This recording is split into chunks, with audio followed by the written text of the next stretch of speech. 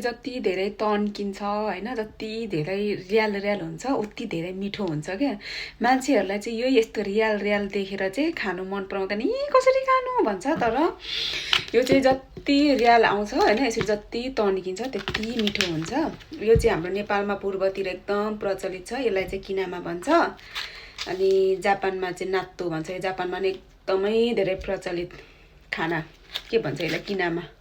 यहाँ चाहिँ नात्तो भन्छ। अनि मलाई चाहिँ एकदमै धेरै मन पर्छ पहिलेदेखि नै यो नात्तो हैन। अनि मैले चाहिँ आज चिप्ले भेन्डी र त्यही नात्तो बनाएर खाएको छु। अनि यता चाहिँ सालमनको माछा, अनि साथमा एउटा हरियो खुर्सानी लिएको छु। मलाई चाहिँ एकदमै धेरै मन पर्छ नात्तो चाहिँ। त्यसै पनि यो कप खान्छु क्या यसरी पनि। यो कम्ता मिठो लाग्दैन।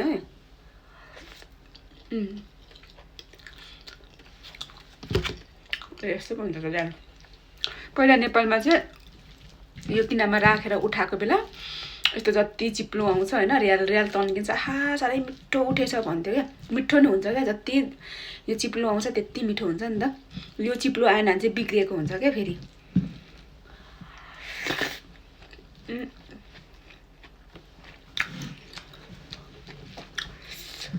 मलाई चाहिँ एकदमै धेरै मनपर्छ। यो हिजोको खुर्सानी रहेछ। साथमा मलाई खुर्सानी चाहिँ चाहिन्छ।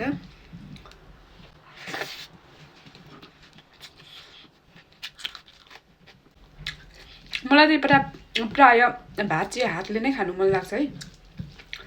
हातले नै खाइदिइरहन्छु। अनि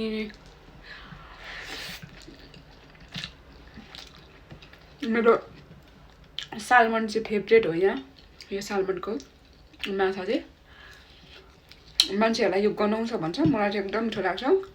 म चाहिँ तेल बिना यतिकै डामेर यस्तो रातो बनाउँछु क्या। किनामा भयो भने मलाई केही चाहिँदैन, नात्तो भयो भने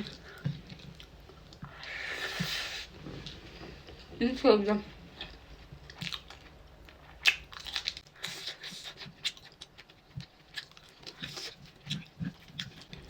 म त्यसै काँचो पनि खान्छु नि त यो नात्तो चाहिँ।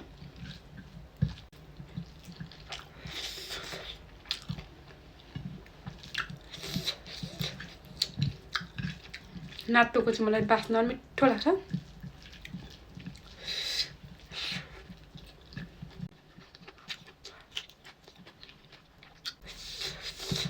साइडमा नुन राखेको थिएँ कि खुर्सानीमा डोब्नुलाई, मेरो सब्जीमा परेछ।